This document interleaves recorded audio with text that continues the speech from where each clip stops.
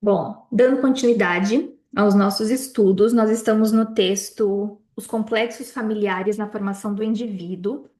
Ele está nos outros escritos e a gente parou na página 31. Eu vou começando aqui a leitura e aí a gente vai fazendo aquelas pausas para discussão. É, eu tenho marcado aqui o último parágrafo que a gente parou. Então, antes ele tinha falado um pouquinho sobre essa ideia da família, sobre como tem uma dimensão cultural também na conceituação e na formação da família. E aí traz alguns aspectos com relação a isso. E aí, agora continuando na página 31. As teorias que acabamos de falar não se apoiam em nenhum fato conhecido. A pretensa promiscuidade não pode ser afirmada em parte alguma, nem mesmo nos chamados casos de casamento grupal. Desde a origem existem proibições e leis.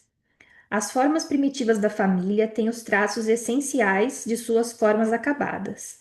Autoridade, se não centrada no tipo patriarcal, ao menos representada por um conselho, por um matriarcado ou por seus delegados do sexo masculino. Modo de parentesco, herança e sucessão, transmitidos às vezes distintamente, e aí tem a referência, né, Rivers, segundo uma linhagem paterna ou materna. Interessante que a gente tinha conversado sobre as famílias matriarcais, né, e aqui ele traz de novo, né, traz esse aspecto, que cada família, mesmo que tenha uma configuração diferente do que a gente está ali habituado ou acostumado, vai haver uma série de normas e leis que vão regular o seu funcionamento interno, né? Trata-se realmente de famílias humanas devidamente constituídas. Mas, longe de essas famílias nos mostrarem a pretensa célula social, vemos nelas, quanto mais primitivas são, não apenas um agregado mais amplo de casais biológicos, mas, sobretudo, um parentesco menos conforme aos laços naturais de consanguinidade. E até pensando em hoje, né, nas múltiplas formações de família que a gente tem. O primeiro desses aspectos foi demonstrado por Durkheim e por Falconet depois dele, com base no exemplo histórico da família romana. Pelo exame dos sobrenomes de família e do direito sucessório, descobrimos que aparecem três grupos sucessivamente, do mais amplo ao mais estreito. A gens, agregado muito amplo de linhagens paternas, a família agnata, mais estreita, porém indivisa, e por fim, a família que submete a pátria potestas, do avô e os pares conjugais de todos os seus filhos e netos. Quanto ao segundo aspecto, a família primitiva desconhece os laços biológicos do parentesco, um desconhecimento apenas jurídico, na parcialidade unilinear da filiação, mas também uma ignorância positiva, ou talvez um desconhecimento sistemático, no sentido de paradoxo da crença que a psiquiatria dá a esse termo. Uma exclusão total dos laços que, apesar de só se poderem exercer em relação à paternidade, seriam observados em algumas culturas matriarcais. Além disso, o parentesco só é reconhecido por meio de ritos que legitimam os laços de sangue e criam, se necessário, laços fictícios. Os fatos do totemismo, da adoção, da constituição artificial de um agrupamento agnato, como a Zadruga eslava. Do mesmo modo, segundo o nosso código, a filiação é demonstrada pelo casamento. Então, até a própria cerimônia do casamento, né? Pensando nesse rito que legitima um laço. E aí ali passa a ser, então, essa nova conformação dessa família que aí não é por um laço de sangue, né, o marido e a mulher, mas que seria por esse laço social que vai se formar. À medida que descobrimos formas mais primitivas da família humana, elas se ampliam em grupos que, como o clã, também podem ser considerados políticos. Transferimos para o desconhecido da pré-história a forma derivada da família biológica para dela fazermos nascer esses grupos, por associação natural ou artificial, é uma hipótese contra a qual a comprovação fracassa, mas que é ainda menos provável na medida em que os zoólogos se recusam, como vimos, a aceitar essa gênese quanto às próprias sociedades animais. Então, aqui ele coloca uma união que pode também passar por aspectos políticos, né? Como as famílias antigamente se juntavam ali no sentido de seus interesses em comum, de aumentar as posses de uma família, enfim. E que, inclusive, isso culminava, às vezes, com casamento entre, por exemplo, primos. Que aí seria uma aquisição familiar, uma forma de não dividir o patrimônio, e a herança, né, que essas pessoas teriam. E aí, então, não seria por escolha, seria meio que uma escolha, né, algo arbitrário ali, escolhido por quem iria se casar. Bom, por outro lado, se a extensão e a estrutura dos grupos familiares primitivos não excluem a existência, em seu seio, de famílias limitadas a seus membros biológicos, fato tão incontestável quanto o da reprodução bissexuada, a forma, assim, arbitrariamente isolada, nada nos pode ensinar sobre sua psicologia, e não podemos assimilá-la à forma familiar atualmente existente. Com efeito, ao ser examinado, o grupo reduzido composto pela família moderna não parece uma simplificação, mas antes uma contração da instituição familiar. Ele mostra uma estrutura profundamente complexa, da qual mais de um aspecto se esclarece muito melhor pelas instituições positivamente conhecidas da família antiga do que pela hipótese de uma família elementar ou uma família nuclear que seja, que não se apreende em parte alguma. Isso não quer dizer que seja ambicioso demais buscar nessa forma complexa um sentido que a unifique e talvez dirija sua evolução. Esse sentido é dado precisamente quando, à luz desse exame comparativo, apreende-se a reformulação profunda que conduziu a instituição familiar à sua forma atual. Reconhecemos ao mesmo tempo que convém atribuí-la à influência preponderantemente aí assumida pelo casamento, instituição que devemos distinguir da família. Daí a excelência do termo família conjugal que o Durkheim a designa. E aí ele vai começar a falar então sobre a noção de complexo, né? O complexo, fator concreto da psicologia familiar. Então, como que essas relações sociais vão ajudar a gente a compreender a estrutura da família humana? Tudo bem até aqui? Vou continuar mais um pouquinho. Então, na página 33, o complexo, fator concreto da psicologia familiar. É na ordem original da realidade constituída pelas relações sociais que convém compreender a família humana. Se para assentar esse princípio recorremos a conclusões da sociologia, embora a soma dos fatos com que ela o ilustre ultrapasse nosso tema, é porque a ordem de realidade em questão é o objeto próprio dessa ciência. Assim, o princípio é formulado num plano em que tem sua plenitude objetiva.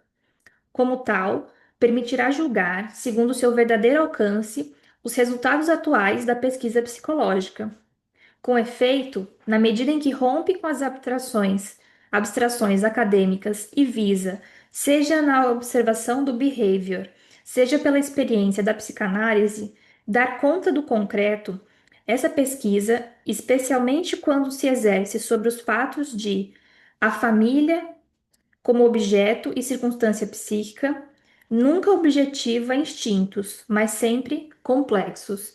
Então, ele vai trazer uma oposição aqui. Sempre que ele falar em complexo, vai estar em oposição com essa noção instintual. Então, que na formação da família há algo para além de uma formação de algo de instinto, né? Um instinto que seria basicamente o da reprodução.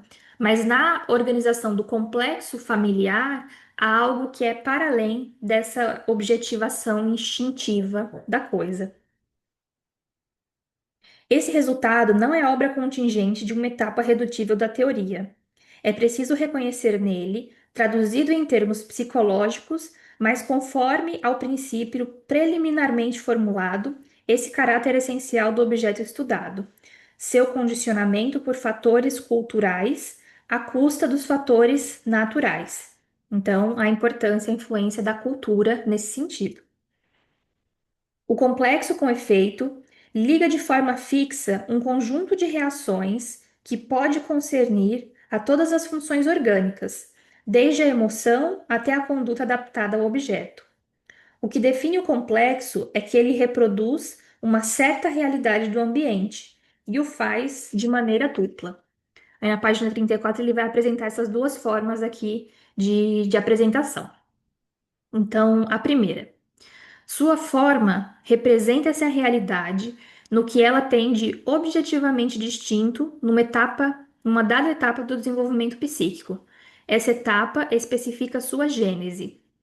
E número 2, sua atividade repete na vivência a realidade assim fixada toda vez que se produzem certas experiências que exigiriam uma objetivação superior dessa realidade.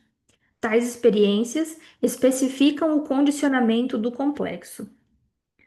Essa definição, por si só, implica que o complexo é dominado por fatores culturais.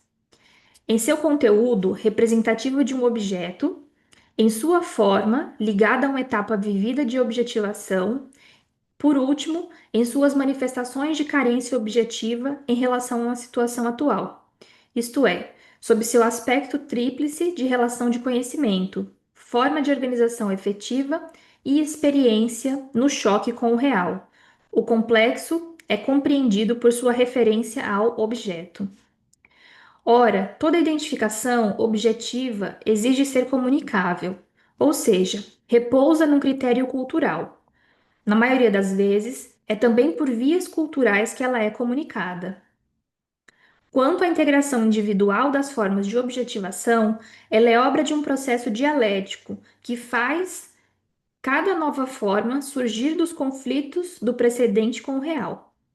Nesse processo, é preciso reconhecer o caráter que especifica a ordem humana, qual seja a subversão de qualquer fixidez instintiva, de onde surgem as formas fundamentais da cultura, prenes de variações infinitas. E é interessante que ele faz sempre uma relação, uma referência ao objeto. Quando a gente está escutando num discurso, e essa pessoa ela vai contar, vai trazer uma narrativa sobre a sua história, ela vai estar em uma posição dentro desse complexo familiar. Então é importante para a gente entender qual que é essa posição. Não no sentido investigativo de você, né, como se fosse na entrevista preliminar, como se fosse uma entrevista, né? Quem que é sua mãe, quem que é seu pai? Você é o filho mais novo, mais velho, você tem irmãos? Não tem, você tem avós? Não tem. Mais do que essa forma burocrática, é a posição relativa com cada uma desses elementos da família e como esses fatores culturais vão influenciar nisso. Então, que seja, por exemplo, a gente escutar, né, de como, por exemplo, tem uma hierarquia ali dentro daquela família, algo extremamente patriarcal, ou não, ou um reconhecimento ali de, não, quem manda é minha mãe que dita as ordens, meu pai não fala nada, é ela quem decide, é ela que faz e acontece. Então, é importante a gente situar, né, nessa noção de objeto que ele traz. Sempre essa referência, o nosso objeto de escuta, né? Então, o sujeito, ele está localizado nessa relação com os pequenos outros, de que forma? Então, nessa relação com o pai, com a mãe, com o avô, com o tio, com o irmão mais novo, com o irmão mais velho, e isso vai aparecendo no discurso. É claro que uma hora ou outra a gente pode puxar uma coisa, mas que a gente não precisa se preocupar no sentido de uma entrevista sobre isso, mas o importante é como isso vai aparecer em relação o paciente em relação a esses pequenos outros, e principalmente dentro dessa estrutura da relação familiar. E a gente vai vendo até essa relação nas gerações. Então, às vezes, algo que se repete aqui no sofrimento desse paciente e que está ali inserido numa geração anterior ali da mãe e da avó, da família materna. Então, é bem interessante como esse discurso ele atravessa também essas gerações. Ô, Lorena, deixa eu perguntar uma coisa. Ah, eu não sei se eu falei antes que é a Diana ou Põe ao se mesmo foi. tempo. Aproveita que você está com o microfone ligado, você fala. Tá. Quando você diz isso, isso tem a ver então com essa frase: o complexo é compreendido por sua referência ao objeto. Aí diria da posição do sujeito em relação a esses outros que são outras pessoas da família. Sim, sim. Seria o que seria Esse essa trecho. frase, por exemplo. Isso. Essa mesmo. E ali é onde ele diz, quanto à integração individual das formas de objetivação, ela é obra de um processo dialético que faz cada nova forma surgir dos conflitos da precedente com o real. Daí, por exemplo, aqui a gente pode entender essa questão das gerações que você estava falando, porque esse real ele me pegou um pouco. Daí eu fiquei pensando se seria isso que você falou, por exemplo, dessa questão que pode aparecer, né? Das outras gerações, inclusive. Sim, aqui mais no sentido de realidade, e eu acho que o importante Hum, daqui, não necessariamente só isso das gerações, mas isso que é obra de um processo dialético, porque ele vai continuar com essa ideia no decorrer do texto. A gente vai ver que no próximo, que é o complexo do desmame, ele vai falar da relação dialética entre mãe e filho. Então, nessa dialética, então nesse processo dialético é que faz surgir também os conflitos. Então, pode ser tanto geracional quanto entre gerações. Mas é mais para a gente se atentar no nível desse processo dialético e de onde os conflitos se originam. tá. Diga, Diana. Eu fiquei pensando aqui no ponto que tu levanta sobre essa questão de historicizar e de uma certa maneira localizar ali como que essa pessoa vai se colocar diante desses pequenos outros. Eu fiquei pensando assim, então não há necessidade assim de fazer uma entrevista clássica. Dá para que, à medida em que a gente vá investigando, essa pessoa vai dando os avisos de onde ela se coloca nessa relação. A Sim. gente vai perguntar, claro, mas não há necessidade de fazer aquele levantamento quase que cronológico da história daquela pessoa para poder entender alguns fatos. Porque à medida em que ela vai falando daquilo que, da maneira como ela vive, isso também dá notícias da localização e da posição dela diante desses outros, sem que haja uma necessidade tão cronológica, né, de entender como essas coisas se organizaram. Eu não sei se estão me fazendo entender, né? Mas às vezes dá a sensação que a gente tem que perguntar lá no finalzinho, principalmente para quem está vindo de Freud, e perguntar lá no finalzinho para a gente poder, né, lá no começo, no caso, para poder entender isso. Então, quando a gente olha esse texto, por exemplo, e até o texto da anterior que a gente leu lá na Luciana, fala um pouco disso também, né? De que existe uma história que está contada, que pode ser investigada a partir da posição em que esse sujeito se coloca diante desses outros, outrinhos, né? Isso também vai contar um pouco da posição dele, da posição do sujeito que ele ocupa, por exemplo. Porque é exatamente isso que nos importa. Para a gente, tanto faz se esse paciente é o mais velho ou o mais novo. Se a gente tem só essa informação. Agora, quando ele me diz que ele é o mais velho e por isso ele tem a obrigação de cuidar do irmão mais novo, e é um saco ter essa responsabilidade, é isso que importa pra gente. Então, se a gente faz essa entrevista clássica, né, de quantos irmãos você tem? Ele vai falar: Ah, eu tenho dois irmãos, um mais novo e um mais velho. Essa informação, só por isso, ela não interessa em nada pra gente. Ela não diz nada pra gente.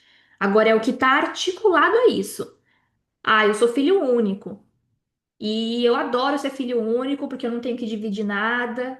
E aí depois aparece, não, mas também tudo é uma responsabilidade muito grande, porque eu que tenho que dar felicidade para os meus pais. Aí você fica assim, gente, de onde surgiu essa articulação? Olha o peso desse ser filho único. Então não é ser filho único, é esse ser filho único e se sentir na obrigação de dar esse orgulho, e é de uma determinada forma. Então é muito mais sobre o que está articulado a essa posição que ele ocupa dentro da família do que a posição por si só. Por isso que mesmo que a gente faça, você pode até fazer essas perguntas, mas pra gente não vai servir de nada, porque elas não vão estar articuladas a essa posição discursiva. Mas perfeito o comentário que você fez. Senão a gente fica tentando, né, trazer essa entrevista quase que de uma forma bem minuciosa, sendo que não vai ser essa minúcia que vai trazer os elementos pra gente, mas isso articulado à história, isso articulado à narrativa. Diga, Gabi.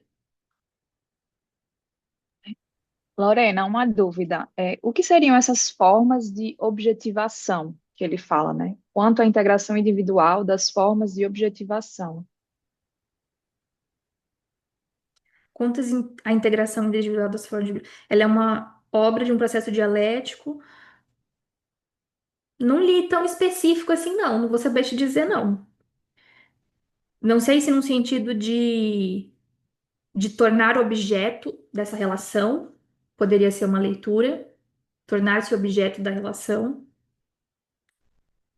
ou de uma posição relativa também. Eu leria mais por aí. Mas não é um conceito, assim, pelo menos na psicanálise lacaniana, muito usado, assim, de, isso é uma objetivação. Isso vai se dar a partir de uma objetivação. Não. Ah, tá bem. Obrigada. Não ajudou muito. Se alguém tiver mais aí indícios, dicas de leitura sobre essa noção de objetivação. Eu sei que na psicologia tem algumas teorias que trabalham com objetivação, mas aí não vou me atrever a um campo que não me cabe enquanto estudo. Então, vou continuar mais um pouquinho. Embora o complexo, em seu exercício pleno, seja da alçada da cultura, e embora essa seja uma consideração essencial para quem quer explicar os fatos psíquicos da família humana, isso não equivale a dizer que não exista relação entre o complexo e o instinto. Mas, fato curioso, em razão das obscuridades opostas à crítica da biologia contemporânea pelo conceito de instinto, o conceito de complexo, apesar de introduzido recentemente, revela-se mais bem adaptado a objetos mais ricos. É por isso que, repudiando o apoio que o inventor do complexo julgava dever procurar no conceito clássico de instinto, acreditamos que, por uma inversão teórica, é um instinto que poderíamos esclarecer atualmente por sua referência ao complexo. Com isso, poderíamos confrontar ponto a ponto. Primeiro, a relação do conhecimento implicada pelo complexo versus a conaturalidade entre o organismo e o ambiente em aqui estão presos os enigmas do instinto.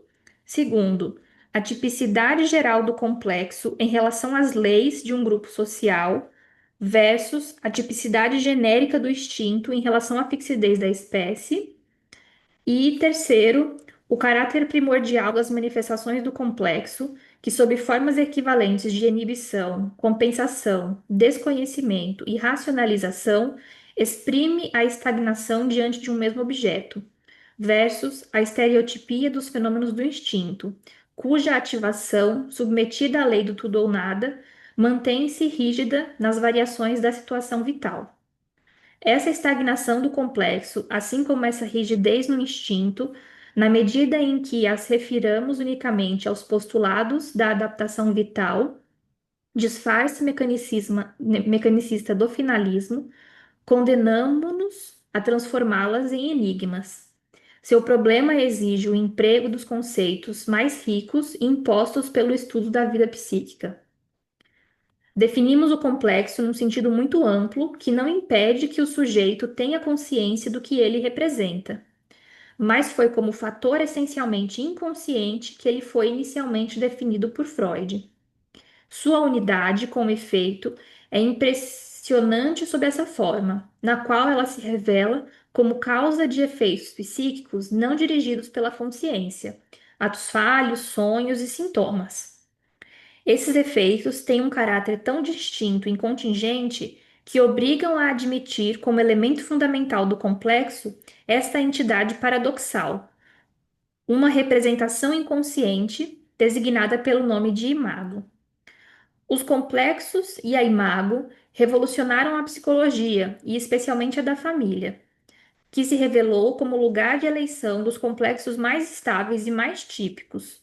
De simples tema de paráfrases moralizantes, a família tornou-se objeto de uma análise concreta. Então, sempre que a gente vai ler em Freud essa noção de complexo, tem um pouco do que a gente vai ver ali na frente. Então, o complexo do desmame, complexo da intrusão. E ele vai postular isso como mecanismos da ordem do inconsciente.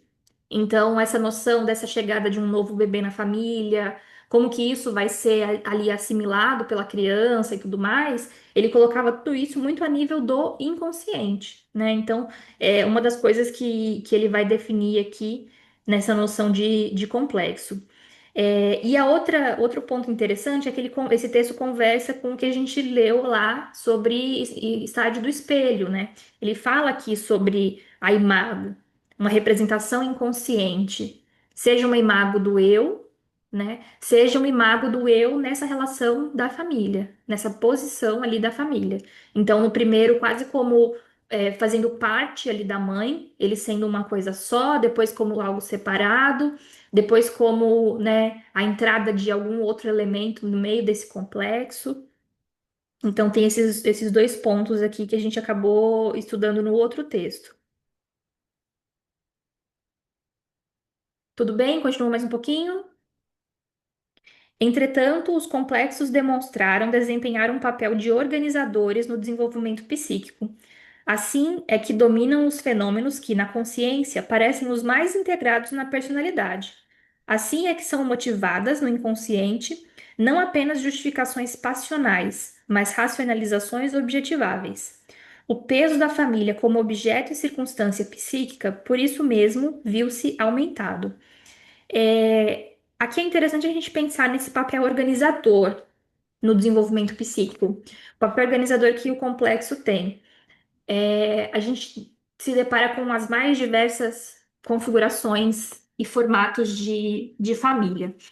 E existe, às vezes, uma tendência, muito da psicologia também, de que, por exemplo, então, uma família que seja disfuncional ela vai ter uma tendência a implicar um trauma, por exemplo, um trauma psíquico, e que esse sujeito pode vir a sofrer os efeitos dessa família disfuncional, né? Mas isso leva a uma visão muito determinista, quase como que as pessoas que passam por situações de trauma na infância, logo elas desenvolverão algum tipo de problema, de alguma coisa nesse sentido.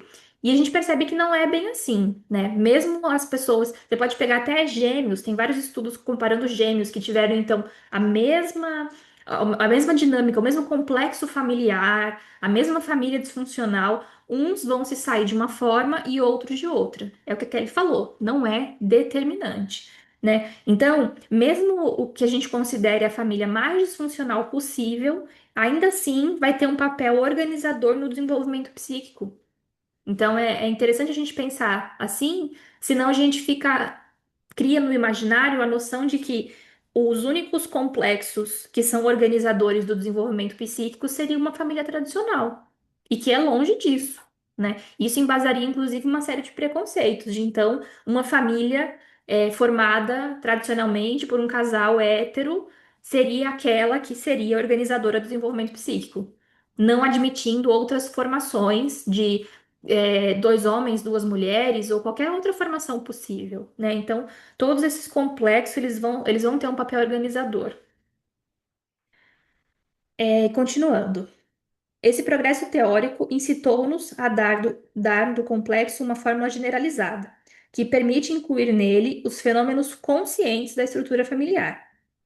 Assim são os sentimentos em que é preciso ver complexos emocionais conscientes, sendo muitas vezes os sentimentos familiares, em especial a imagem invertida de complexos inconscientes. Assim, são também as crenças delirantes, nas quais o sujeito afirma um complexo como uma realidade objetiva, o que mostraremos particularmente nas psicoses familiares. Complexos, imagos, sentimentos e crenças serão estudados em sua relação com a família e em função do desenvolvimento psíquico que organizam desde a criança criada na família até o adulto que a reproduz. Depois que ele passar por essa parte, né, o complexo do desmame, da intrusão, do Édipo, aí ele vai falar especificamente sobre isso nas estruturas, né? Aí ele vai ter uma parte aqui que é sobre neurose, aqui. As psicoses de tema familiar e depois as neuroses familiares. Então, isso a gente vai ver um pouquinho mais pra frente.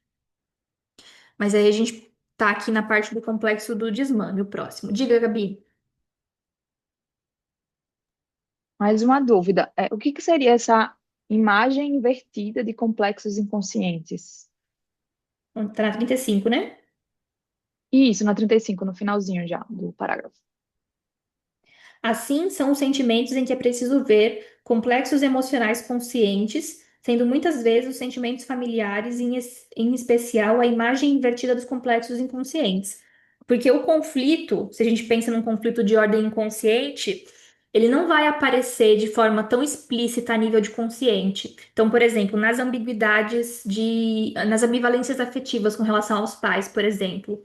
Então, dentro pode haver toda uma estrutura de ódio inconscientemente, mas conscientemente não vai ser esse ódio que vai manifestar. Vai manifestar alguma outra coisa, que seja um amor exagerado. E aí, discursivamente, é que vão aparecendo as contradições. E a gente percebendo que talvez esse amor exagerado não seja tão amor assim. Tem essas outras faces que podem ser justamente o inverso do que foi se constituído no inconsciente. Obrigada. Que mais? Tô lendo muito rápido, gente. Eu leio rápido, mas qualquer coisa vocês me avisem, que eu tô até cansada.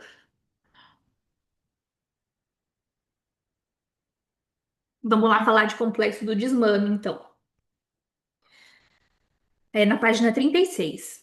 O complexo do desmame fixa no psiquismo a relação da amamentação, sob a forma parasitária exigida pelas necessidades da idade mais tenra do homem. Ele representa a forma primordial da imago materna. Portanto, funda os sentimentos mais arcaicos e mais estáveis que unem o indivíduo à família. Referimos-nos aqui ao complexo mais primitivo do desenvolvimento psíquico, aquele que se compõe com todos os complexos posteriores. Ainda mais impressionante é vê-lo inteiramente dominado por fatores culturais e, assim, desde esse estágio primitivo, radicalmente diferente do instinto. E aqui já vou também fazer uma marcação com relação a essas leituras críticas que a gente tem que ter. É, ele coloca que o complexo do desmame, né, seria importante para nessa idade mais tenra e representa a forma primordial da imago materna. Vai haver imago materna se não tiver amamentação? Vai, gente, do mesmo jeito. A gente está falando de uma relação dialética entre mãe e filho. Então, não é necessariamente, né, a amamentação, mas às vezes o que um outro significante vai cumprir esse papel, que seja do nutrir mesmo, do alimentar. Não necessariamente o amamentar, mas o alimentar. Senão fica nessa ideia também de que, então, complexo do desmame tem que ter amamentação para poder ter desmame. Então, não necessariamente vai passar por essa obrigatoriedade, né? Mas pelo que aquilo simbolicamente vai estar representando. E aí ele coloca também, né, essa noção de fatores culturais e tudo mais. Mas ele se aproxima deste por duas características. O complexo do desmame, por um lado, produz-se com traços tão gerais em toda a extensão da espécie que podemos tomá-lo como genérico. Por outro lado, representa no psiquismo uma função biológica, exercida por um aparelho anatomicamente diferenciado, a lactação. Assim, é compreensível que se tenha querido relacionar com um instinto, até mesmo no homem, os comportamentos fundamentais que ligam a mãe ao bebê. Mas isso equivale a negligenciar um traço essencial do instinto, sua regulação fisiológica, manifesta no ato em que o instinto materno deixa de atuar no animal quando se consuma o fim da amamentação. Como se, né, nesse mundo animal, o instinto materno ficaria vinculado a essa noção de maternidade, só essa relação entre mãe e filho. Larissa perguntou essa dialética entre mãe e filho. A gente vai falar já já sobre essa relação dialética na próxima página. Eu que adiantei um pouquinho aí. É, Então, para a gente entender, né, quando ele fala isso, essa diferença do mundo animal, e que, na verdade, o que seria esse instinto materno, no homem vai haver uma interlocução cultural com isso. As mães poderem falar sobre como protegem seus filhos e elas dizerem: foi meu instinto materno. Ou uma forma mais comum e mais sutil de falar sobre esse instinto materno é quando a mãe vai se gabar de: tá vendo? Ó, quando ele chora ali, eu sei que esse choro é fome, esse outro é sede, esse outro sede. É fralda, esse outro é dengo. Então, isso tem a ver com o que seria esse instinto materno, essa mãe que sabe ler, que sabe entender as necessidades do seu filho, que sabe proteger, que sabe cuidar, enfim. E aí ele fala isso da parte animal, agora ele vai trazer na noção do homem, que é o contrário, né? No homem, ao contrário, é uma regulação cultural que condiciona o desmame. Quem convive, né? Quem já teve convivência com mãe de filho pequeno, sabe o quanto esse é um tema delicado ali. Então, seja porque o desmame foi muito precoce, por qualquer razão que seja, seja porque não teve uma boa pega, porque teve algum problema de saúde, impossibilitou a amamentação. Então, quando esse desmame ele é muito cedo, né? Muito cedo. Ou quando ele é muito tarde também. Porque aí nossa, a criança já está em pé e mamando. Como que pode? Essa criança já devia ter parado. Tem toda uma questão cultural que vai regulando também. Ou então, ou o julgamento vai vir. Não, ele é novinho demais para parar de mamar, ou ele é velho demais para ainda estar mamando. Vai ter crítica para os dois lados, não tem muito para onde correr. Mas como é essa regulação cultural que vai dizer dessa interrupção? Deixa eu ver, alguém colocou alguma coisa aqui. O sofrimento da mãe quando não tem leite, né? Todo esse rolê. Mas que tanto tem uma regulação cultural nesse desmame, quanto quando ele é precoce, quanto quando ele é tardio. Ela se afigura dominante nele, mesmo que o limitemos ao ciclo de ablatação propriamente dita, ao qual corresponde, no entanto, o período fisiológico da glândula comum à classe dos mamíferos. Se a regulação que observamos na realidade só se afigura nitidamente contrária à natureza em práticas retrógradas, nem todas as quais estão em vias de cair em desuso, seria ceder a uma ilusão grosseira buscar na fisiologia a base instintiva das regras, mas, conforme a natureza, impostas tanto ao desmame quanto ao conjunto dos costumes pelo ideal das culturas mais avançadas. De fato, o desmame, através de qualquer das contingências operatórias que comporta, muitas vezes é um trauma psíquico cujos efeitos individuais, as chamadas anorexias nervosas, as toxicomanias pela boca, as neuroses gástricas, revelam suas causas à psicanálise.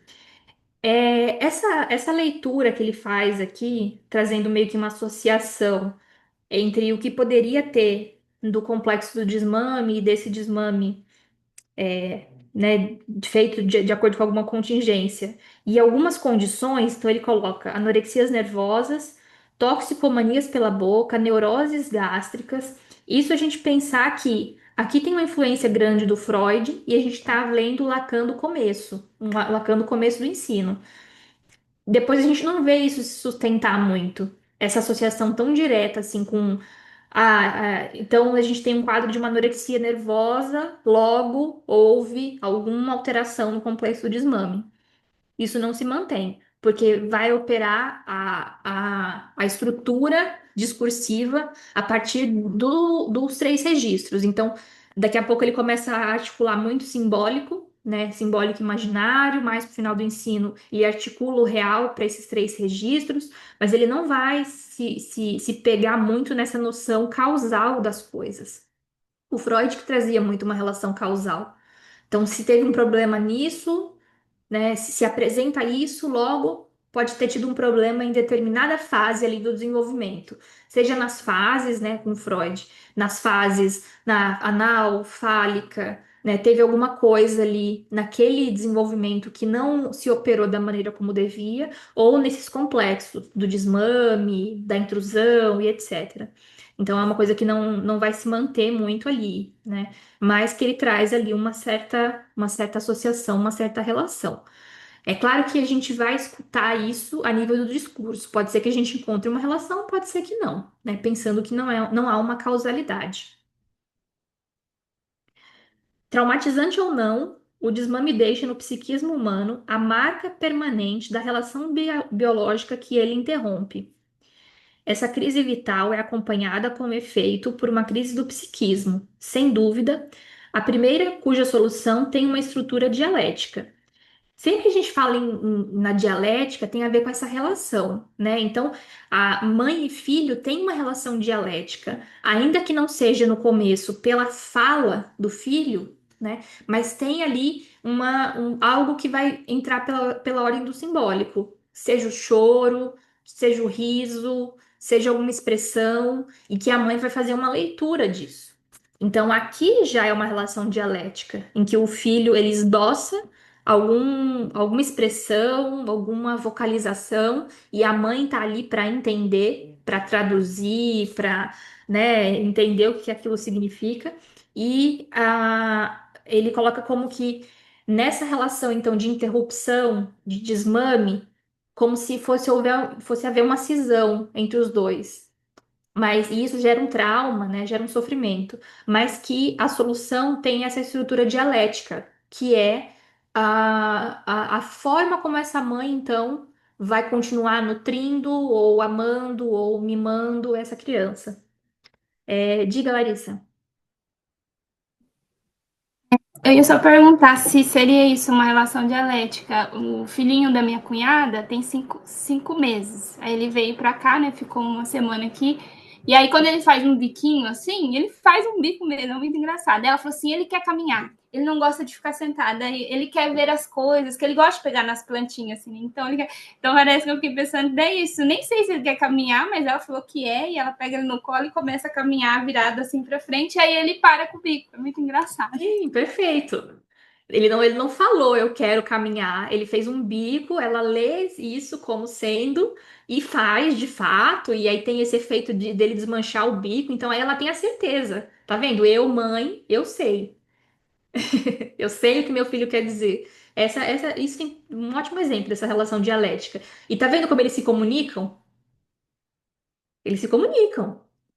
Mesmo sem haver a fala ainda, há uma comunicação. Pela primeira vez, ao que parece, uma tensão vital resolve-se numa intenção mental. Através dessa intenção, o desmame é aceito ou recusado. A intenção, por certo, é muito elementar, já que nem sequer pode ser atribuída a um eu ainda em estágio de rudimento. A aceitação ou a recusa não pode ser concebidas como uma escolha, já que, na falta de um eu que afirme ou negue, não são contraditórias. Todavia, como polos coexistentes e contrários, elas determinam uma atitude essencialmente ambivalente, ainda que uma das duas prevaleça.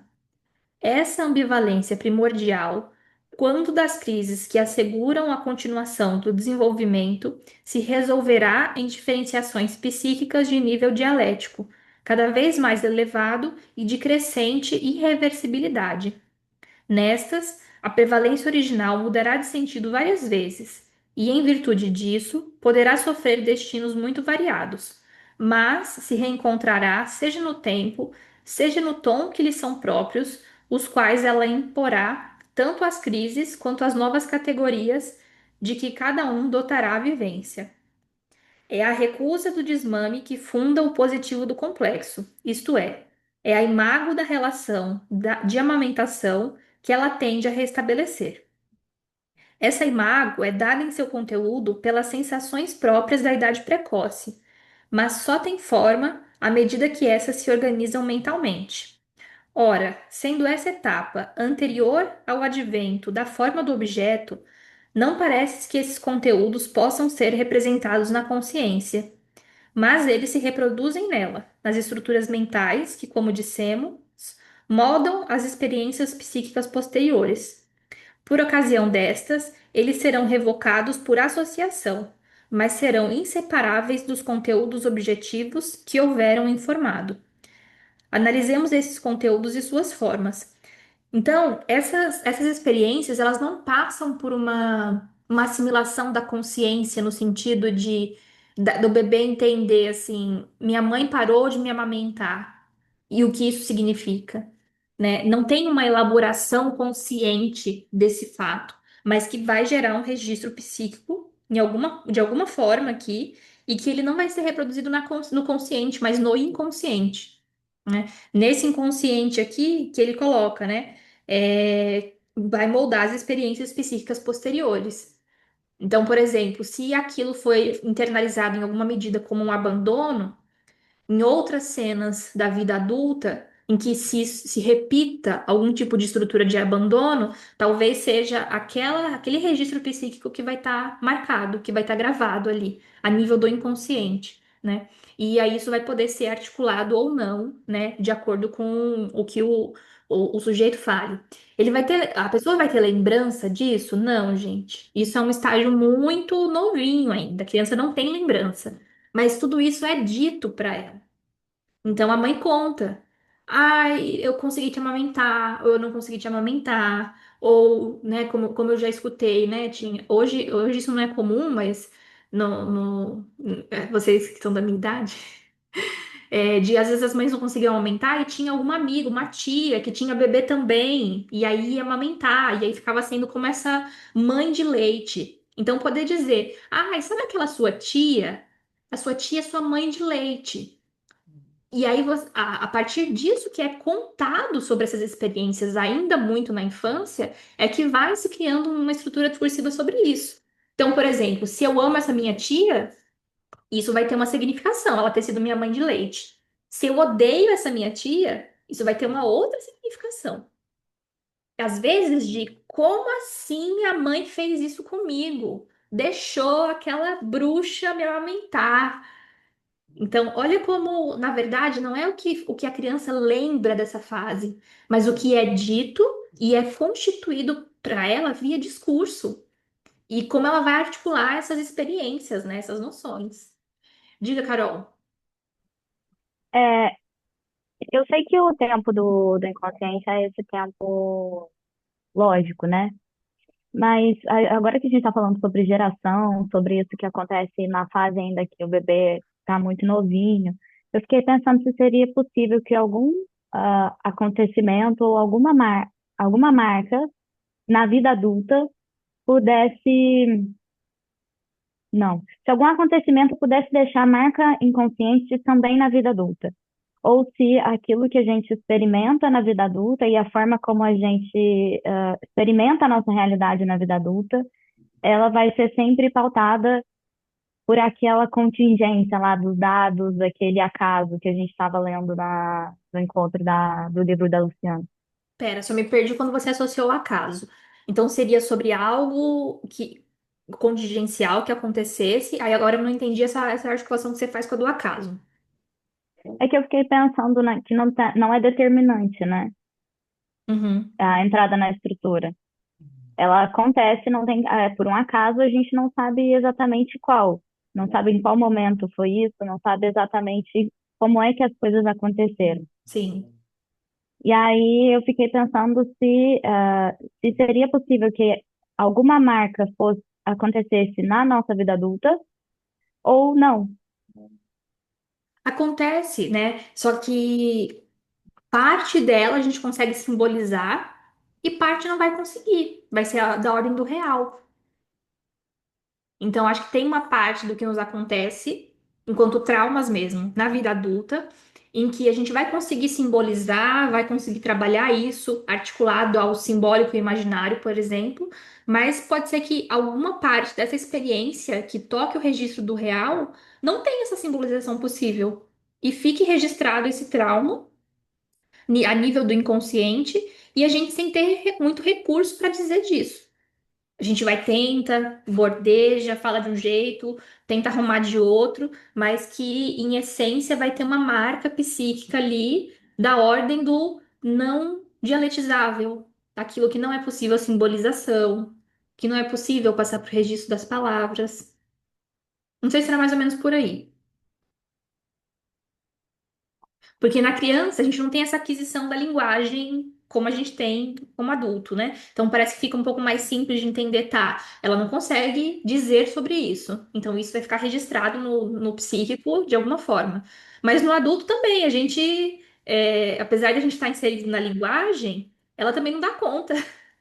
A gente poder entender que ela não vai dar conta. Diga, Kelly. Sabe o que que eu pensei, assim, que a gente tá... Porque é bem complexo mesmo. Acho que o nome é bem, é Bem bem complexo. apropriado. Mas eu acho que, assim, como a gente tá vendo desmame, vai ver intrusão, depois a gente tem algo relacionado ao ético, enfim, um monte de Isso. coisa. eu tô tendo a impressão de que parece que ele está desenvolvendo algo dizendo assim, bom, parece que isso conta um pouco, isso aqui também pode contar.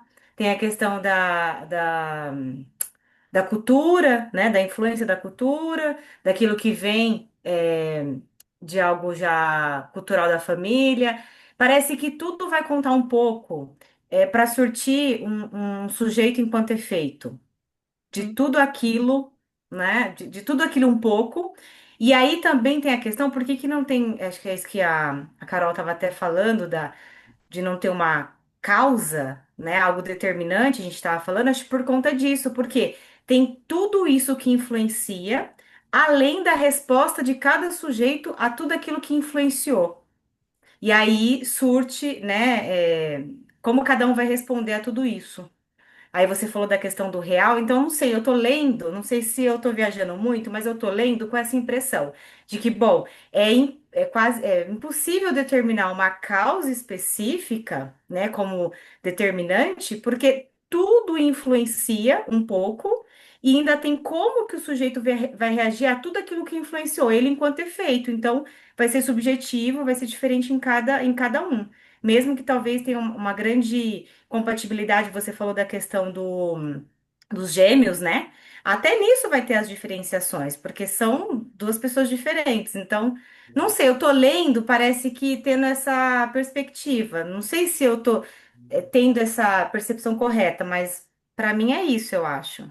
Mas faz sentido. Tanto é que ele vai falar de vários complexos que estariam dentro do campo do, muito entre aspas, né, normal. Ou seja, as pessoas passam pelo complexo do desmame, passam pelo da intrusão, em alguma medida ou em outra, vão passar pelo complexo de Édipo, para depois ele falar, tá, mas o que que a gente vai ser, o que a gente vai chamar de neuroses familiares ou de psicoses familiares, né? E aí ele vai para um outro campo. Mas aqui é quase como se fosse assim, tá? A gente nasceu, a gente está sujeito a tudo isso.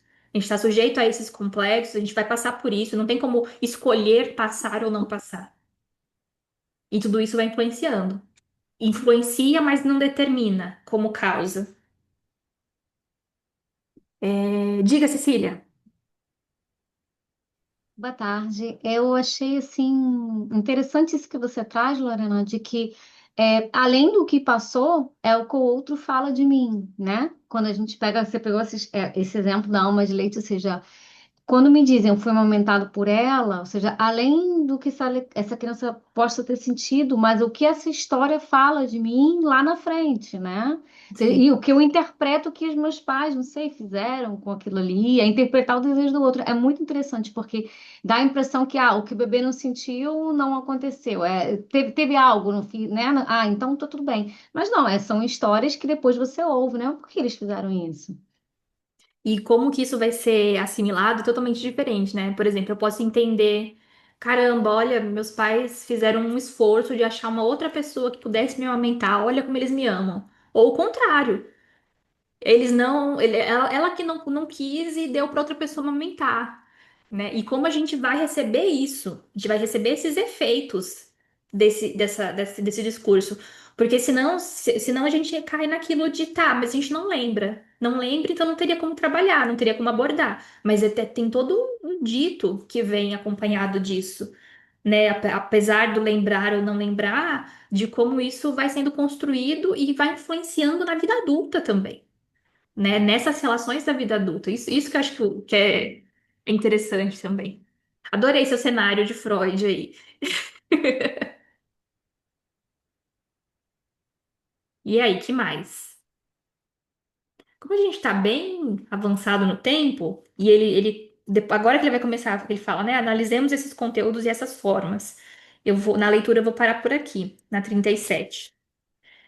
E aí, na semana que vem, a gente continua a parte de complexo do desmame. Querem trazer mais algum comentário? Oi, Lorena, como vai? Dani, Eu não tô com uma, eu não tô sabendo formular o que eu quero perguntar, mas eu vou tentar. diga, tente. Eu fico pensando nisso que é, por exemplo, quando você disse assim, às vezes duas pessoas são criadas no mesmo tempo, pela mesma família, vamos colocar aí os gêmeos, né? e tem sintomas, neuroses, sentimentos totalmente diferentes, né? Existe uma explicação para isso ou não? Isso é do campo do mistério. Tem a ver com como cada um vai internalizar essas experiências, que é de ordem subjetiva. Então, cada um vai ter uma experiência diferente. Então, mesmo sendo um contexto externo igual, tem algo na estrutura do psiquismo humano que faz com que cada uma responda de uma forma diferente. Então, é mais por conta disso. A Kelly indicou aqui, ó, nota sobre. Calma aí que eu perdi o nome do texto. Acho que é nota sobre uma criança. É, nota sobre É, criança, o texto do Lacan, que ele vai falar sobre isso. É, sobre é essas diferenças corresponde. estruturais psíquicas mesmo, que fazem com que cada um internalize e responda de um jeito diferente. Esse é o mistério. O mistério é a subjetividade humana. Como se fosse isso, né? Cada um nasce ali com um CPF, Uhum. vamos dizer assim, né? Cada um nasce ali com risco já. E é a partir disso que nasce, que vai se constituindo as experiências, é como se a gente já, cada um nascesse com, não é, não seria essa palavra, marco, risco, trauma. É, porque tudo isso daria pra gente pensar como se fosse genético, e não é da ordem da genética também. É, então, é isso que eu não tô querendo usar. Mas eu fico sempre com essa lacuna, assim. Mas eu vou trazer isso depois, mais formulado pra gente Sim, sim. Dá uma olhada falar. nesse Mas texto deu que pra a Kelly entender mais falou. ou menos o que Ele eu quis dizer? É como se fosse assim, para mim tem um mistério aí, né? As pessoas então nascem já com um comecinho ali de algo que ela só vai dar conta vivendo, né? Colocando o corpo no mundo e tal. Ó, esse texto que ela falou tá aqui nos outros escritos. Cadê? Eu tô com o livro aqui. Qual que seria a página? Nota sobre a criança, página 369. Depois eu vou ler então. Obrigada, Kelly. Ótima lembrança do texto também. Acho que é isso então, pessoal. Semana que vem a gente continua. Obrigada, viu? Um beijo.